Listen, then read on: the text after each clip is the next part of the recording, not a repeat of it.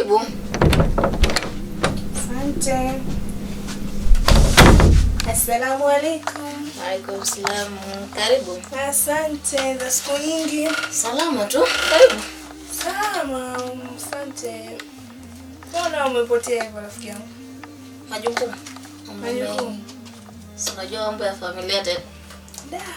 Habari za nyumbani? Nzuri, nilikuwa na umauma kidogo.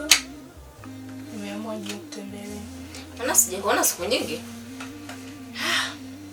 Nipo, nilikuwa nawasumbuliwa tu na homa. Hivyo nashukuru Allah, naendelea vizuri. Nini choko kinakusumbua? Magonjwa ya kawaida, malaria. Ila naendelea vizuri. Sasa tunamshukuru Mungu kama sasa hivi naendelea vizuri. Naendelea vizuri. Karibu rafiki yangu. Familia. Si familia iko poa. Watoto. Wako sawa kabisa. Sawa, bwana mimi nimekuja na shida. Shida gani tena? Rafiki yangu, mimi nahitaji niwe na mume. Naogopa kufanya madhambi. Natamani sana kuwa na mume. Nimefikiria kuna kijana nampenda sana. Yaani kila nikimuona roho yangu kabisa naona inakosa amani. Kwa kijana uliweza kumpata na kumwambia au ndio hujamfuata? Bado sijamwambia, naogopa na yani nafikiria atanichukuliaje? Sitanichukulia mimi mtu wa ovyo. Yaani nampenda sana. Sasa kwa nini usimwambie? Nimwambie mimi atanichukuliaje? Vitu vingine sasa mnaelekezana tu. Sina ugopa. Masoro ofeni. Basi tu yani atavonichukulia. Unajua mwanamke kwenda kwa mwanaume kumwambia kitu kizito kama hicho yani tunavyofikiria lakini. Ila ungeenda kujaribu. Usiseme kwamba siwezi. Wewe unani au unani? Nani anampenda? Kajaribu. Nampenda. Kajaribu kuongea naye. Uone kwanza yeye anasemaje. Yaani usijikatie tamaa yani. Nitafanya hivyo. Ila nampenda sana.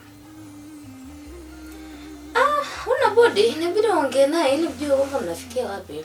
Ukiona eleweki basi hapo ndo tutajua tunafanyaje sasa. Natamani niwe na familia kama wewe. Nizae watoto kama wewe. Niwe na mwanaume. Utaiweza lakini ndoa ndugu yangu. Nitaiweza kwa sababu naitamani. Na ndoa inahitaji uvumilivu. Nitavumilia kwa sababu natamani sana ndoa. Sio unasema leo natamani alafu kesho ukasema nakushinda. Hapana. Nitaipigania ndoa yangu, nitamuomba Mwenyezi Allah aisimamie ndoa yangu. Basi vizuri, kama una nia na lengo basi jitahidi.